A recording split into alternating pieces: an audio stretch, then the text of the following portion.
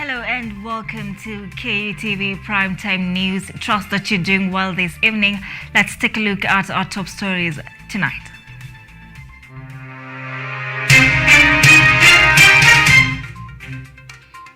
Former Interior Cabinet Secretary Fred Matiang'i appears before the DCI headquarters in Kiambu County.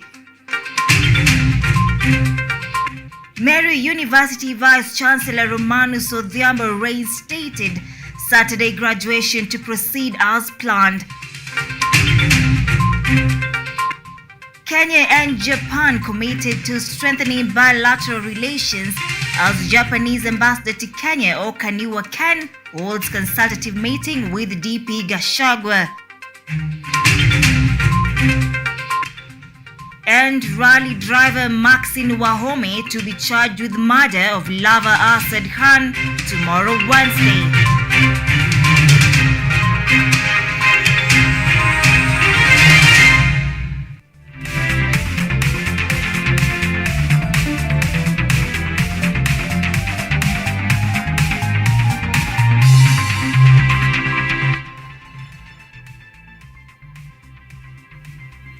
All right, welcome to the broadcast. I'm in the company of Evans Odhiambo, is a sign language interpreter tonight. I am Ann ODIDA. Remember to stay with us. We will be having an interview on youth and leadership with the chairperson of the Youth Caucus, the Kenyan chapter, Naipei Kai Kai. Welcome to the broadcast. Now, former Interior Cabinet Secretary Dr. Fred Matiang'i today showed up at the Directorate of Criminal Investigations, DCI headquarters, following a directive issued by Senior Superintendent of Police Michael Sang, compelling Matiang'i to appear to the DCI headquarters with claims that he could have published false information regarding the alleged police raid at his current home on the 9th of last month. Former Interior Cabinet Secretary Dr. Fred Matiang'i availed himself at the DCI headquarters today along Kiambu Road to answer questions regarding the alleged police raid at his current home on the 9th of February. The former CS was accompanied by his 14 lawyers, among them Dan Sariomari and Rarienda MP Otiende Omolo, who were for some minutes blocked from entering the DCI offices. He was also accompanied by two senators from Nyamira and Kisii. Some hours later, Raila Odinga joined them, but he was blocked from entering the offices. Kisii Senator Richard Onyoka said that they will fight for Matiang'i until the truth is known to the people, saying that Matiang'i being reprimanded to show up in DCI headquarters is a planned move. Our belief, and I will talk about this personally, I believe this is a vindictive agenda towards CS Matiang'i. You can see how this thing has been organized. Oh, you know, these are thieves. Some of them are running away. This guy has run away with an aeroplane, hidden with flowers. The guy comes back immediately. Then you issue a letter saying, now come to the DCI. But again, Africa has its own contradictions. Let's deal with this one. It will be part and parcel of the history of our country. At the same time, Kisii residents held peaceful protests in Kisii town streets, demanding for a stop of Matiang'i's harassment. The protesters claimed that the former CS served the nation with dedication and should not be vilified. They further called for Matiang'i's freedom from current persecution, needing the government to follow right procedures if he committed any crime. Matiang'i ni kiongozi wa Kisii na pia kiongozi wa the entire nation. The President of the Republic of Kenya must be informed that Matiang'i is not alone. Matiang'i ni kiongozi wa Kenya mzima.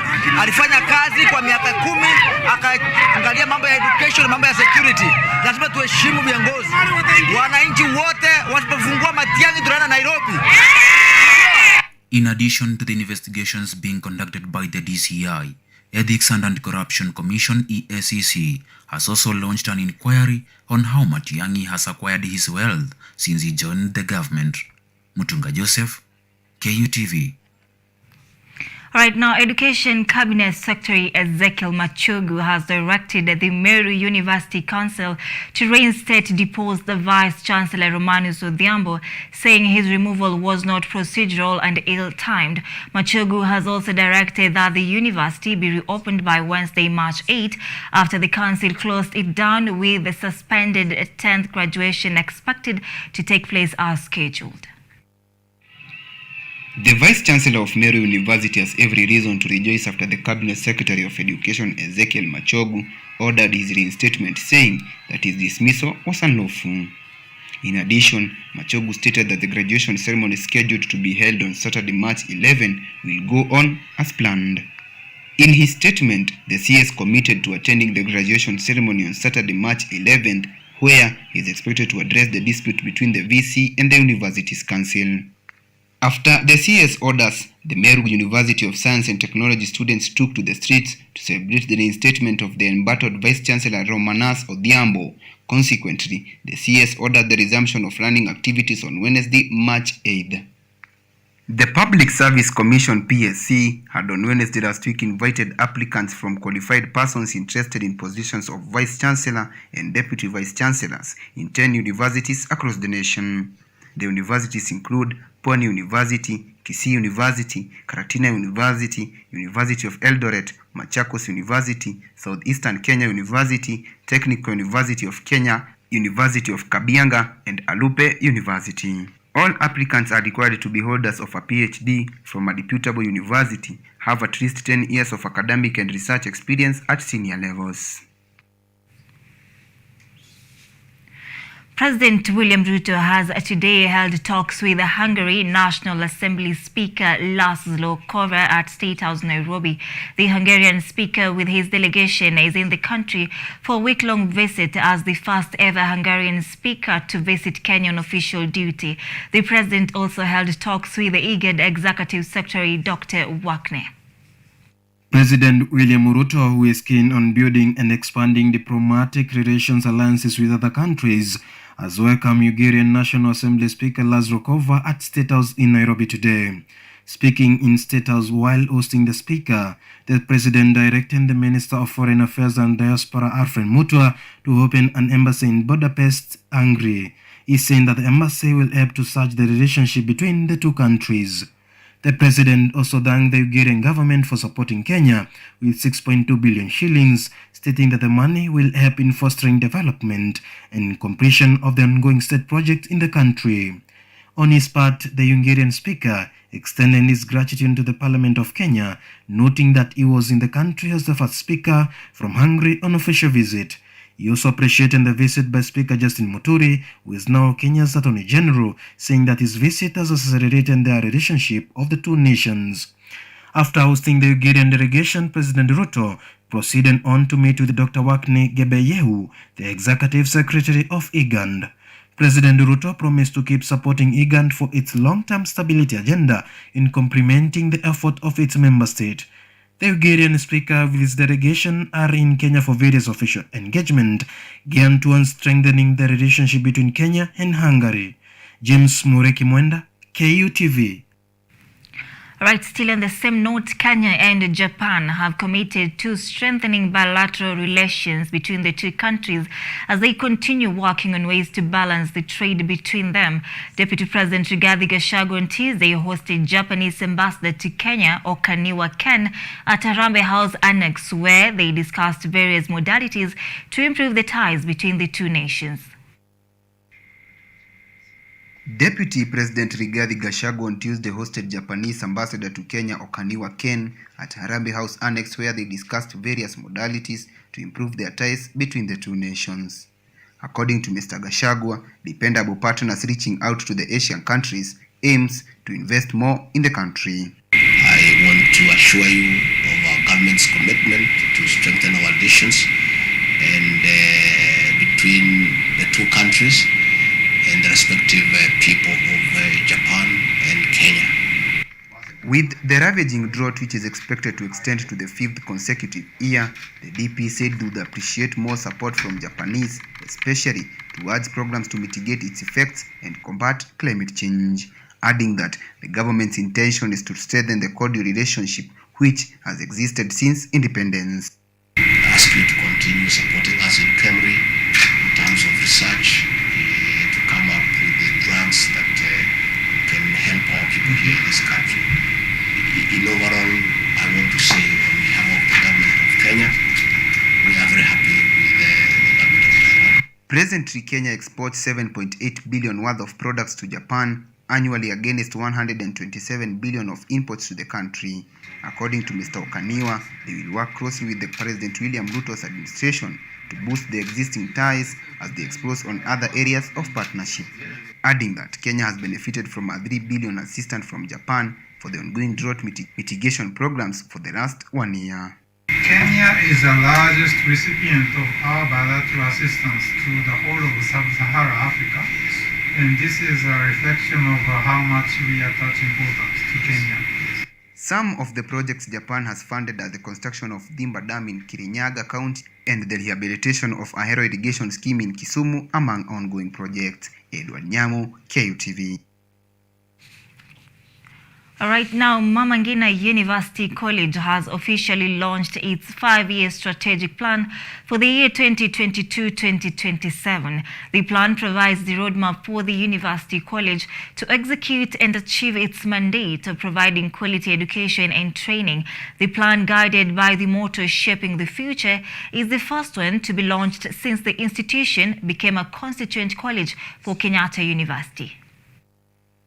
Mama Ngina University College has today launched its 5-year strategic plan, which is meant for the year 2022 to 2027.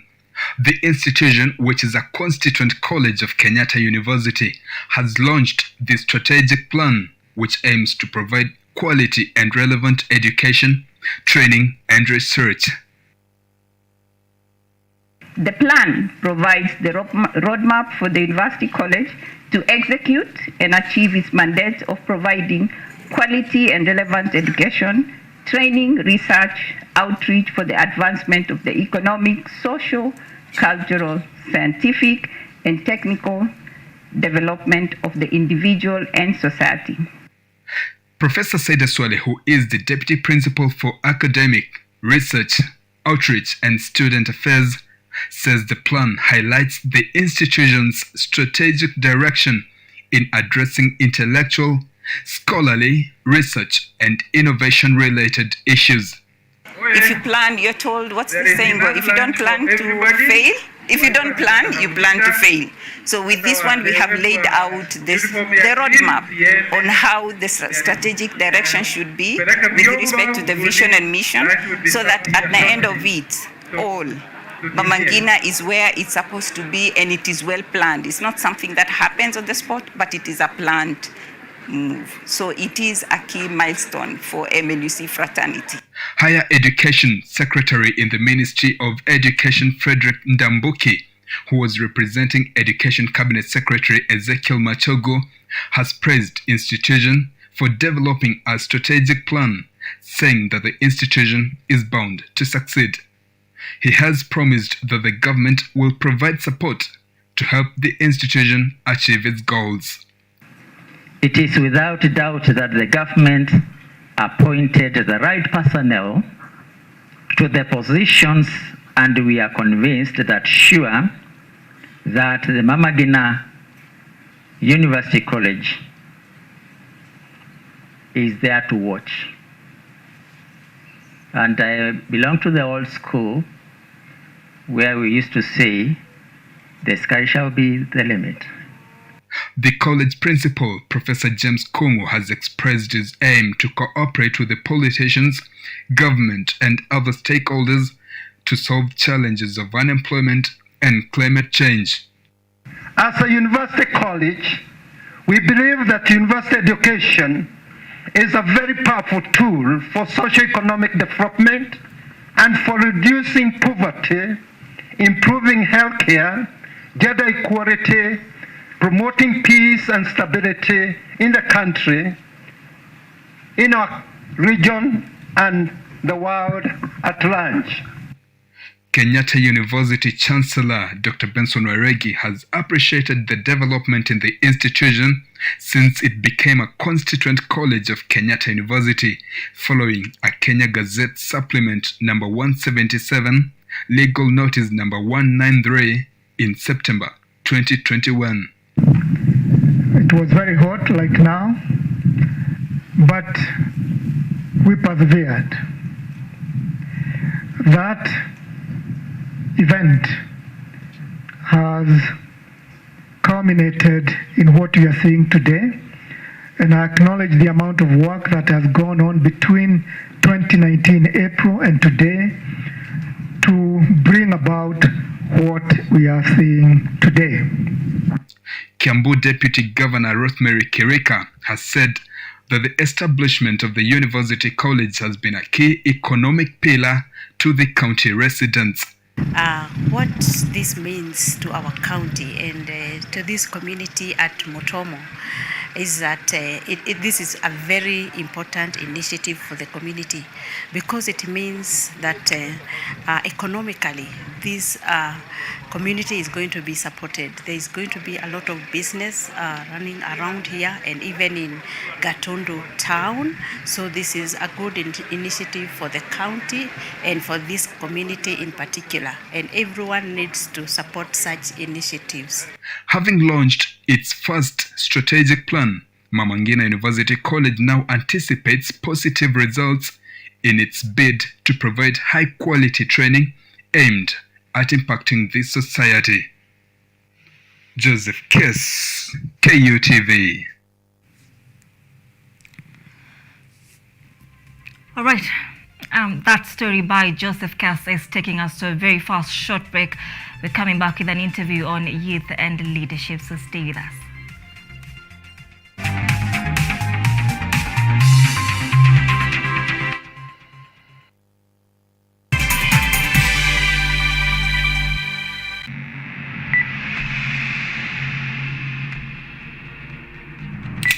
Revenge was his mission. Subhanaka Allahumma Rabbana wa bihamdika. Tough choices was what she was left with. The battle between the two puts the whole city in danger. Lulu Maua. Nothing changed. I will do it myself. I've seen the injustices and the prejudices that the blind face in this our world.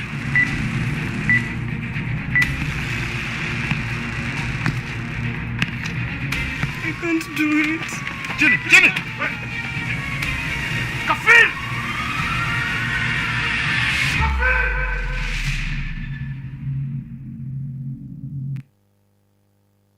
Welcome to Children's Corner. Welcome to Children's Corner. Children's Corner. Oh my goodness! Oh.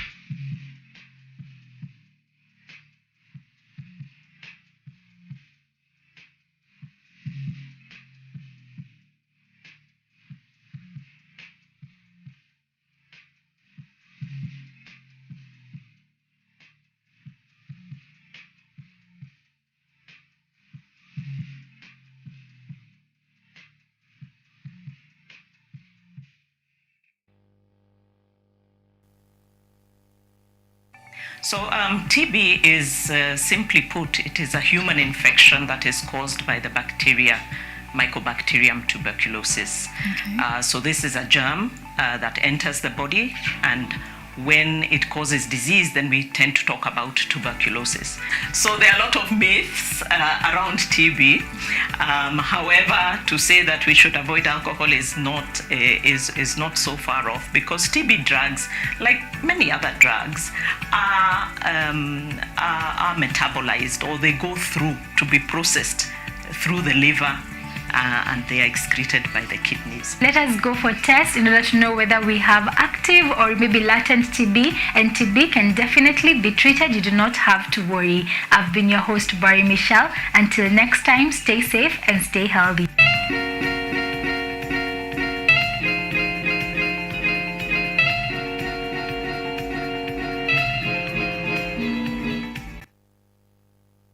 Lola is an app that gives you a chance to watch videos, listen to audios, and read articles wherever you are for free. Motivational stories, dramas, campus life, technology, lifestyle, adventure, sports, academics, jobs, entertainment, and more. Download Lola now on Play Store. All you need, you got Lola.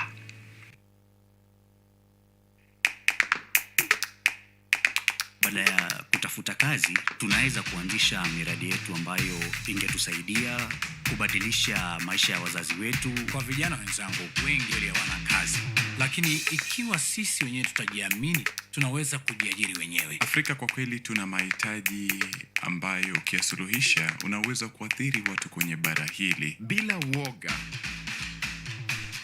Watu huwa na uzalishaji zaidi, wanajawa na ujasiri, wanakuwa wabunifu na wanakuwa wenye maarifa. Niliamua kuacha kazi, hata kama sitafanikiwa, nitakuwa nimejaribu, nitakuwa najua haiwezekani.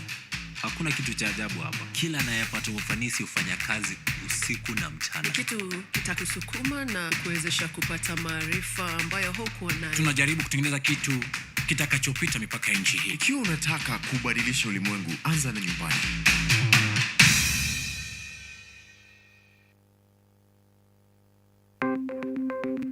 Maelfu na maelfu ya wahamiaji wakiwa na watoto kutoka nchi za Amerika ya Kati wanaendelea kuwasili kwenye mpaka kati ya Marekani na Mexico. But folks, I'm going. Thank you very, very much. I appreciate it. Thank you. Ni habari kutoka pembe zote duniani. Pepopa si kukuvuka. Pepopa ni idea. Tazidi ananyonya, hanyonyi vizuri, anakuwa hayuko comfortable. Jeshi la Jamhuri ya Kidemokrasia ya Kongo linapambana na waasi wa ADF.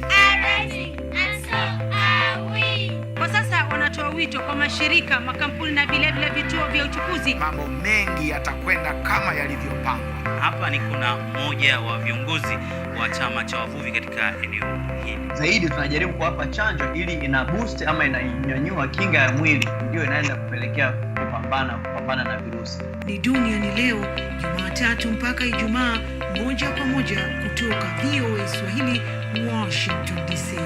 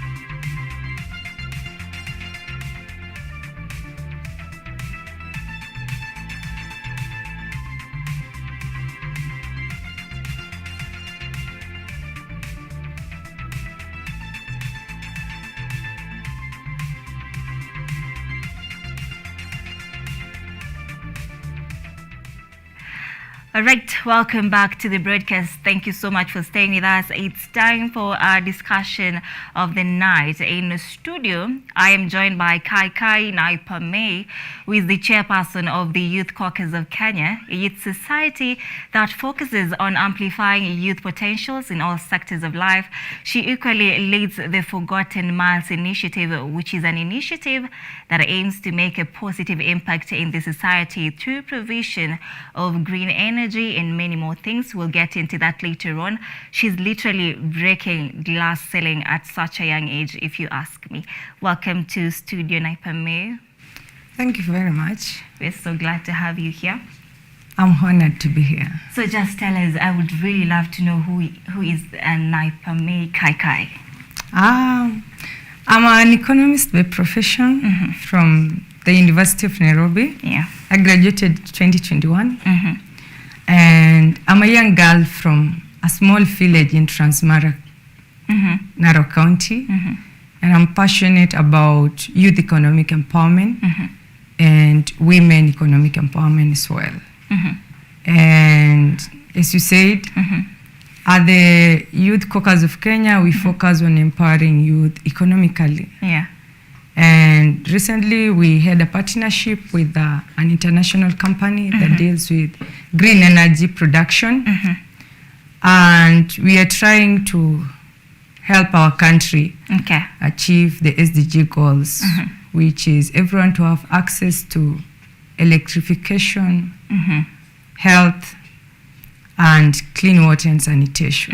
All right, now if I may, just allow me to hit the nail on the head before we get deep down into Youth Caucus of the Kenyan chapter.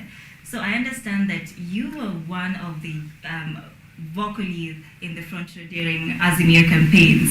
So how has it been since the arrival to government for you as a youth leader now? Yeah, you know, I appreciate the fact that the ODM party and the Azimio team gave me an opportunity to learn about presidential campaign. Yeah.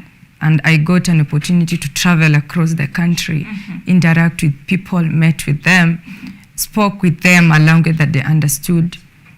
And on a level that is not just out of social media, I used to ask them personal questions of like, what do you really want?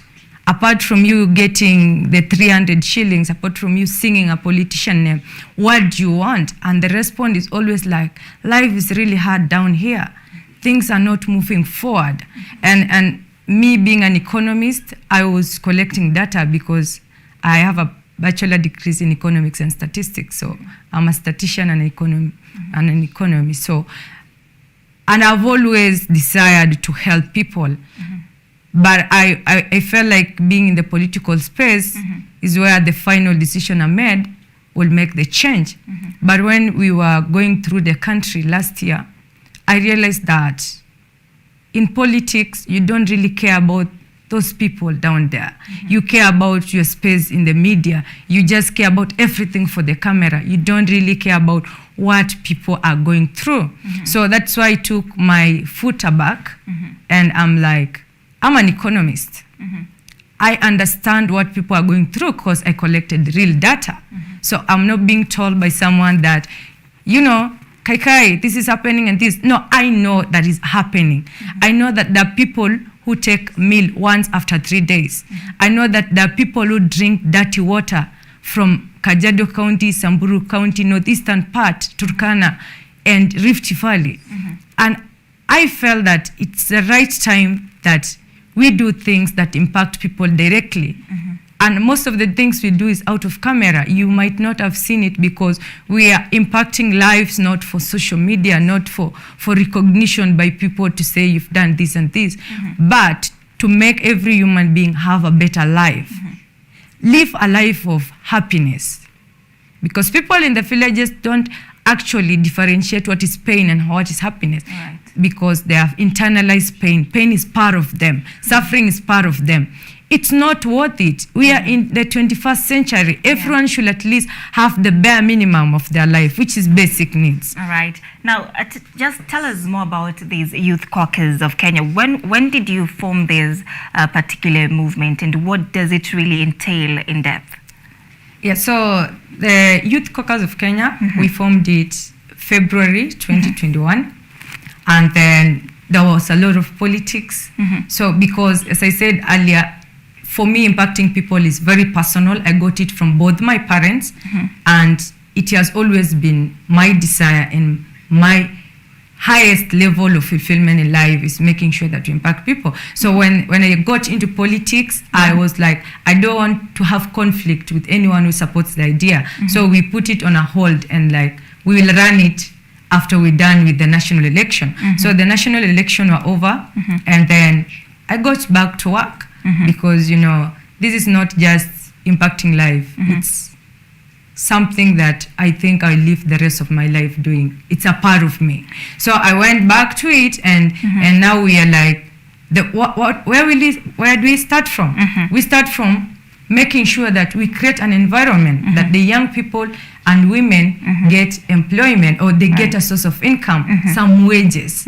So the starting point was, we have to strategize and negotiate with both private and government sector, because without the goodwill of the business community and the leadership, you cannot move forward even if you have the most amazing dream. Right. So the first step was we have to have conversations. So the new government was formed, the leadership were elected, and others were appointed, and of course, even the opposition had their own leaders in space. So we started the conversation, talking to all the networks we had. Some were like, I'm sorry to say this, but most politicians are like, if I give youth an opportunity, all of them to get, let's say, $3 per day, that's around 450.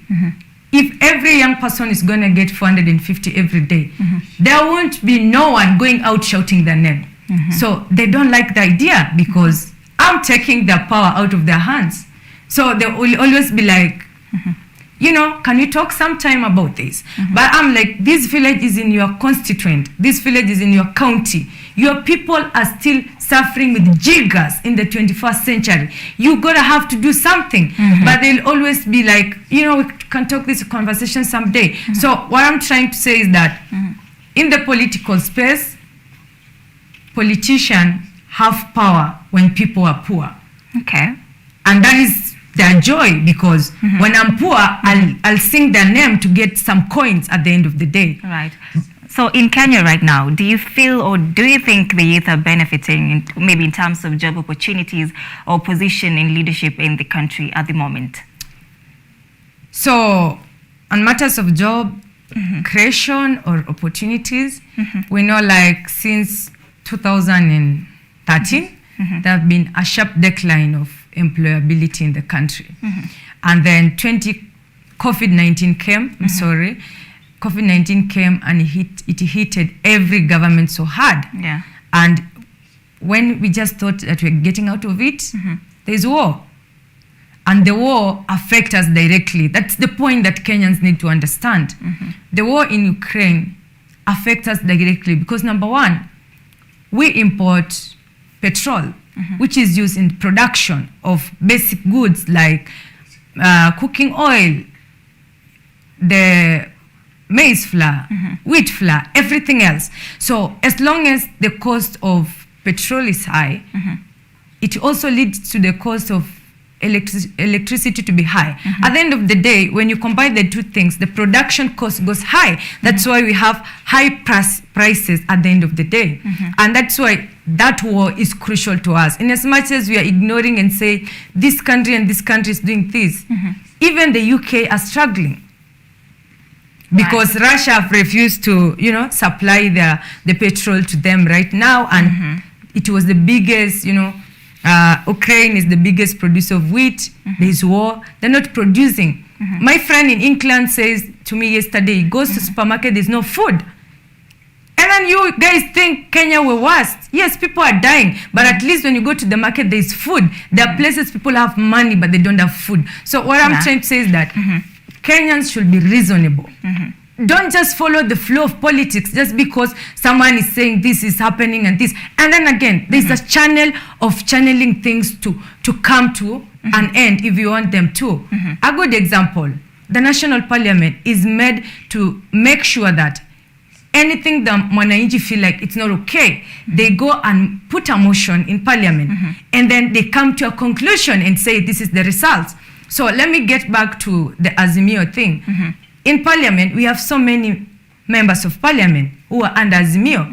The best thing, in my opinion, is that they would have gone and set up a motion and said, this is what we want this is what we want the law to pass. And then after they have decided that, it becomes a law that in any circumstances in the country, the price of wheat or the price of sugar can never go beyond this. But going around the country and talking without putting the paper down is bluffing to the poor Kenyans who are dying every day. All right. We will get back to that later on. So maybe let's just focus right at the moment on this youth caucus. As the chairperson, what do you foresee for this movement as the chairperson? So we have a target of, in 3 years, we believe that we will have employed around 200,000 youth across the country. Okay. Because as I said earlier, we are working with partnership in both sectors. Okay. So at this point, we are focusing on every investor who want to invest in Kenya. We get to have a conversation with them and tell them the importance of giving the youth the first priority when they set up their industry, from the construction to the setup of a farm up to the point at which they're doing processing. And in doing so, it means those people who didn't complete school, they'll get a source of income during construction season. Yeah. And when the farm is set up, when they're employing professionals, those professionals will get a source of income. Yeah. And eventually, the rate of unemployment goes down. Another side that we're looking on is seed funding. Yeah. We're focusing on seeing that there are investors who want to invest on ideas and innovative ideas. We have brilliant youth in Kenya. We have brilliant youth under the Youth Caucus of Kenya. And the only thing they lack is the starting capital. Yeah. So we're also looking at that side and say, like, look, these are the youth who have these brilliant ideas that has never been done, but it will help Kenya achieve its SDG goal, Vision 2030. It will help Africa achieve its African Union goal, 2063. And eventually, it will make Africa as a continent, an independent continent. So we are looking at all loopholes that actually, you know what? The government should have been doing this exactly. But, you know, we have to do it, and then the government will find us along the way. Okay. So that is why we have a belief that we can be able to employ our own, like 200,000 in the next 3 years. And then from there, because as I said, there'll be those who will be running their own businesses. They'll also observe others. So eventually we'll have almost 500,000 youth getting employed in 3 years' time. That will be the biggest employment, more than a member of parliament who's earning 1.5 million every month. Okay. Yeah. Now, you are also the founder of Forgotten Miles Initiative. What do you intend to achieve with it?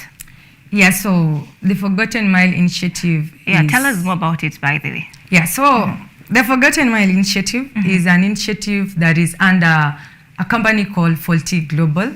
It's a US-based company that deals with provision of green energy, which provide electrification in rural areas. It also deals with purification of water. The water that we collect, let me use a good example. I'm from Masai land. Okay. Most of our waters are very red. So you collect the water, you put it on your bucket, and then we provide you with the purification machine. It will just purify, and then you just tap the tap, and you get clean water. And it also deals with healthcare wellness. So the target that we have under the Forgotten Mile Initiative is, number one, we train villagers to know how to make the organic solar panels. We are so used with Germany panels, which are made with a lot of things which destroy the environment.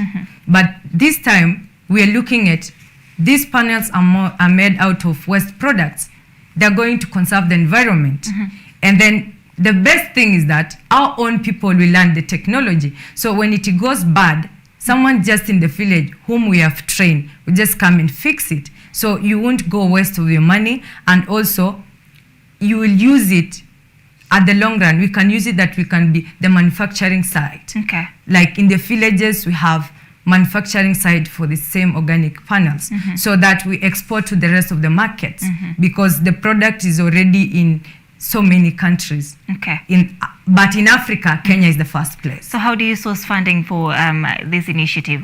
Yeah, so as I told you, like, we are in partnership with a company. So the company is investing in us. Yeah. But we're also looking for partnership with the counties where those villages are. Because those people deserve a better life. And actually, there's a budgeting that every Kenyan should at least have access to clean water and sanitation, access to electrification. So that is part of the government plan. We are just helping them achieve it. So we, apart from the company helping us, we're also looking for the government, the county government, the constituency level government, the ward level government to invest on their people. Because when you look at the treasury plan for the year 2022-2027, when you look the details, they've written such things, but they're usually just the end on paper. Where does the money go? So that is where we're coming in and like, this money should do the work it's intended to do at this point. Because for 10 years, there's devolution. People are still living in their poverty. It's so absurd. Okay, amazing, amazing. So a question of interest, Sniper May. Do you have political ambitions? I see you lead powerful organizations at such a young age. At this point, I don't. I have 10 years to decide that. Okay. So at this point, my focus is to make sure that a population of 17.9 Kenyans who are living below $1 every day get to live above that. Okay, do you see maybe about that? Do you see a future for Azimio in 2027? From Sniper May Kaikai's point of view. My point of view is that, let me just speak my mind. At this point, I don't feel like anyone should be politicking at any point. Because I'm a sad human being seated here. I've seen people in my own community dying out of anger. There's no food, there's no water. And I feel so much disappointed that someone used those emotions for you to move into politics. If we all love Kenyans, we would have sat down and say, people are dying, it's shameful, it's 2023. We should come up with a long-term strategy and a short-term strategy that we stop this, and that after this season, we are getting the rains. People will get to plant enough food. In the Bible, when Joseph was sent down there, and there was this dream to Pharaoh, God said, 7 years I'll give you plenty, and 7 years I'll take you away.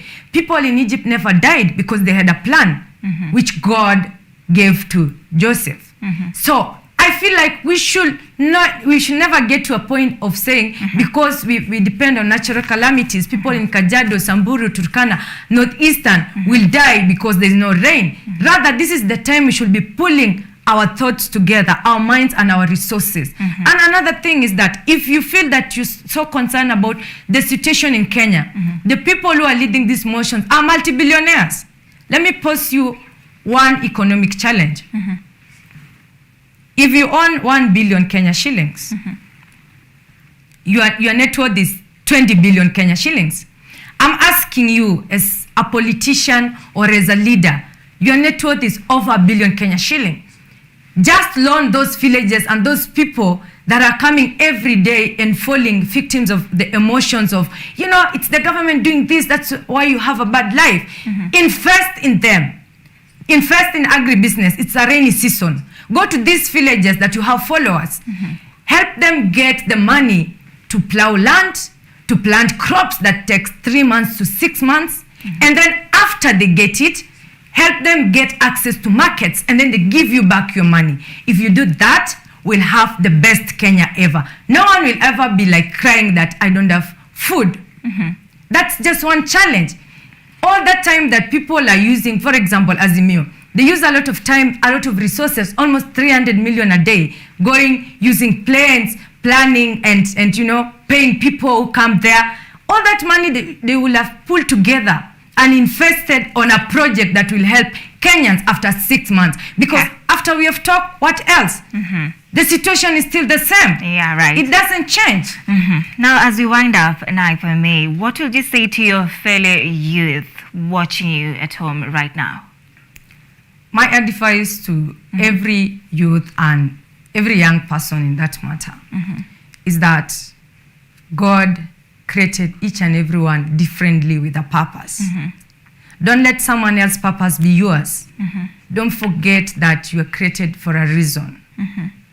And on that matter, wake up every morning, pray God, and work hard.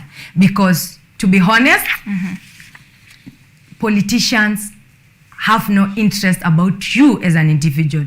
You might die. Baby Pendo died 2017. Have you ever seen anyone going to anniversary and talk to their parents? That is a question I pose to all of you. Think about a better Kenya. Do not let politics get into your head and hating.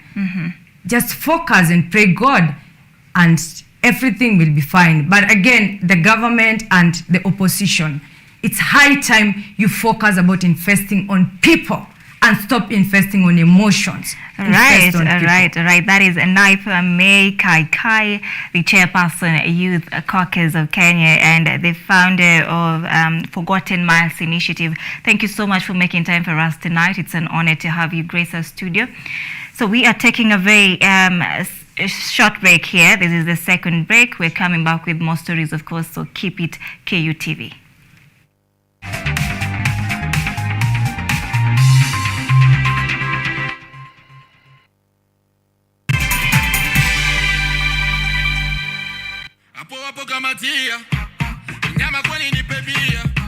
Maisha ni haya mwanaume ali. Sielewi yani hata neno moja. Yani tunasikia maboko likolo. Yani ukiniangalia tu huyu mwamba huyu anafiti sehemu fulani. Wewe ni wewe inakaa. Without your love, I can't move on. Yo, that's your boy Rhino the Don. Keep watching and listening to KUTV.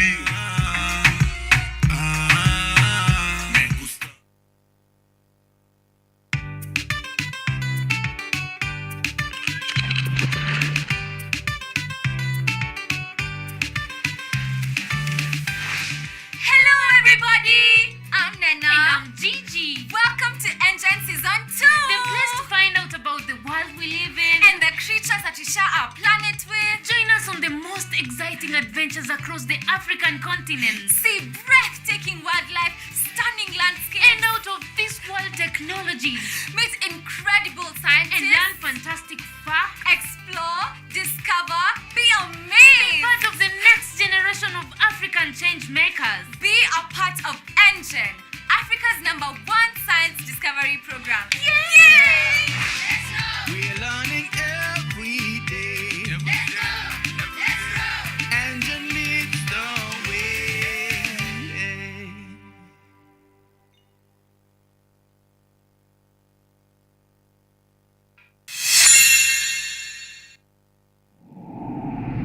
This is your first time? Yeah, I'm kind of scared, but I can do this. Mess with me. Yeah, let's do this, man.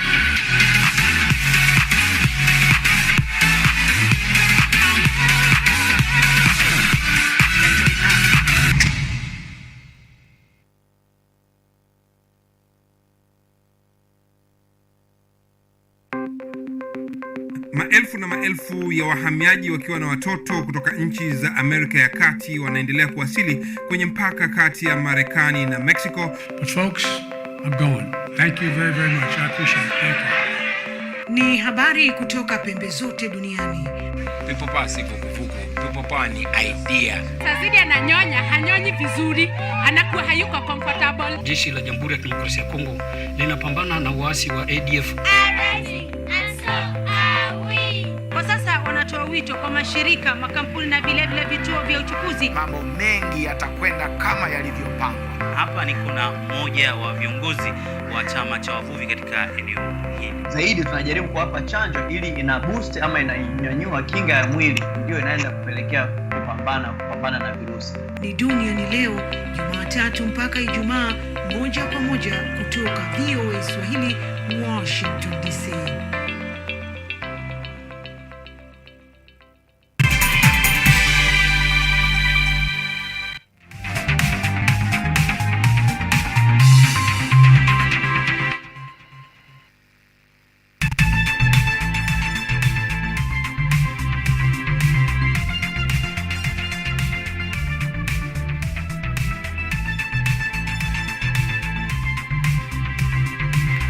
All right, welcome back. Thank you for staying with us. Now, Migori farmers have called upon the management of the Cereal Board of Kenya to move with speed in addressing the long queues that have been witnessed for weeks during the collection of subsidized fertilizers in the county.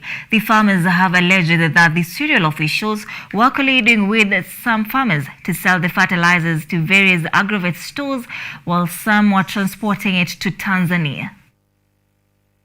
Migori County farmers have decried long queues in the issuance of subsidized fertilizers in the county, saying that the flow of procedures at the depot has also become very low, further urging the management of the depot to have an orderly procedure to address the ever-growing queues that have been witnessed for weeks.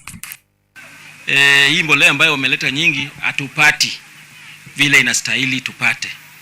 Haswa wakaaji wa hapa hawapati. Kuna shida pande ya kupeana sana sana na officers ambao ni wa serial board wa hapa. Unakuta watu wanakuja kutoka nje na wanakuja wanachukua zaidi ya bags 50. One Dennis Omondi, a farmer at the county, also expressed the struggle the area farmers are going through, including having to wake up as early as 3 o'clock to book their spots in the queue that sometimes end up with no fruits. Omondi says the depot management should have at least worked to devolve the sector at the sub-county level in order for the farmers to beat the short rains being experienced in the county. What I'm also advising the government, why can't it be supplied as per sub-counties? They give us an information, they say that on Monday till Tuesday, we shall be serving this sub-county. So that those particular residents of that sub-county will be coming and then they'll be served in a very slow-moving manner. Otherwise, by the end of the day, we'll find that the eligible farmers who are supposed to benefit from this are not going to benefit from this. But cartels are taking this to make money out of the poor people. The farmers called upon the government to add more days to the 7 days deadline given for the collection of the fertilizer, urging that the cereal officials were colluding with some farmers to sell the fertilizers to various agrovet stores, while some were transporting it to Tanzania through the post border of Isebania for resale. Sasa hao makatel wanatumia njia ambaye wanatembea kwa kila miji, wanauliza uliandika ngapi na una pesa. Wanabeba hao watu, wanakuja nao hapa, wanawachukulia mbolea, alafu wanapea hao kitu kidogo, au wanaenda kuuza mbolea hiyo kwa bei kubwa, tena wanapitisha hiyo mbolea kwenda Tanzania. In order to deliver subsidized fertilizers and influence agricultural policies, the government initiated a nationwide campaign to register farmers. The ready-made database is meant to give farmers access to government programs and enhance openness, accountability, and traceability in the operation of fertilizer subsidy schemes. Kadari Chari reporting for KU TV. All right, now Education Cabinet Secretary Ezekiel Machogu, together with the nominated Cabinet Secretary for the East African Community, Arid and Semi-Arid Lands, Rebecca Miano, and other leaders have sent food aid and water to Turkana County as one way to fight the epidemic of hunger and drought that has hit hard the country. The leaders have promised to help the residents of Turkana as well as the students in the nearby schools by ensuring there is no shortage of water and food.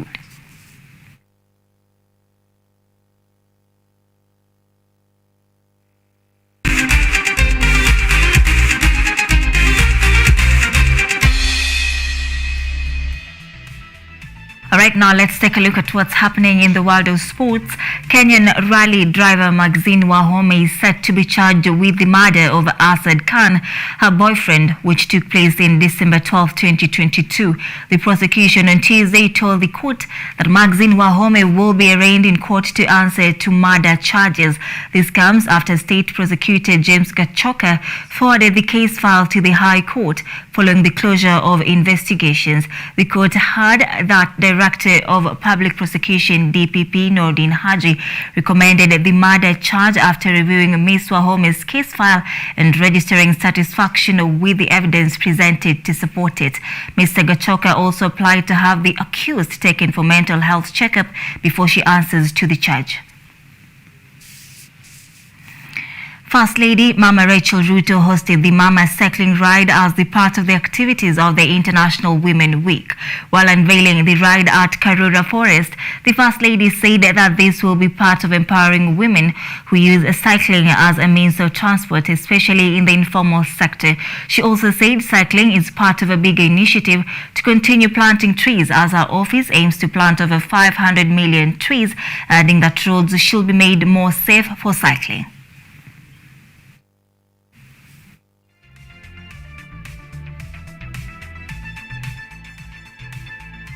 we're very excited this morning just to have this race, racing or rather riding to Karura Forest as part of the activities of the International Women's Week. And I want to thank all the women that are here, and I want to thank the men that have come to support the women. We are very excited because like our peers has told us, we have been advocating for a just road system and non-motorized transport.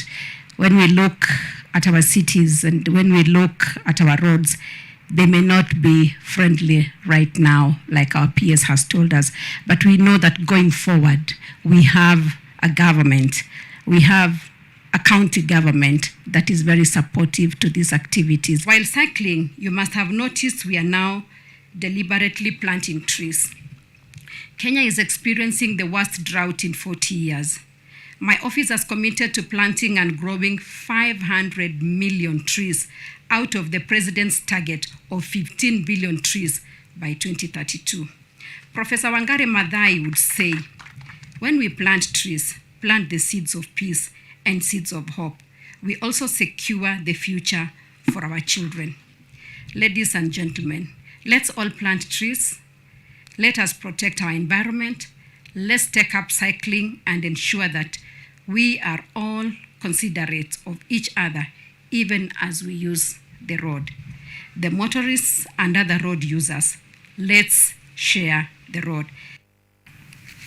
15 Elite Football Kenya Federation FKF coaching instructors are taking part in attending Confederation of African Football CAF Instructors course, which kicked off on Monday at Kenya Institute of Special Education, KISE, in Nairobi. Ethiopian CAF instructor and FIFA technical expert Abraham Mebratu, who is leading the course, has said that the instructors have an important responsibility in the development of football. FKF Secretary General Barry Otieno added that the course is an opportunity for Kenyan coaches to build their technical capacity at home and abroad.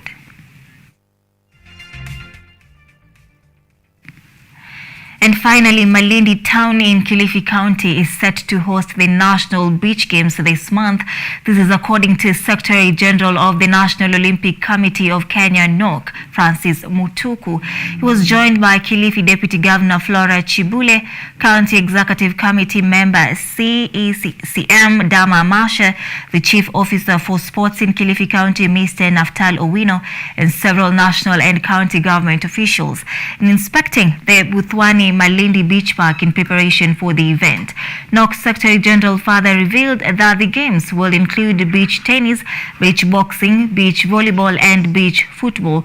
Africa Beach Games will be held in June this year in Tunisia, while the World Beach Games will be in Indonesia, and the Malindi Beach Games will also be done with intent to identify representatives for Kenya in both the African and World Beach Games.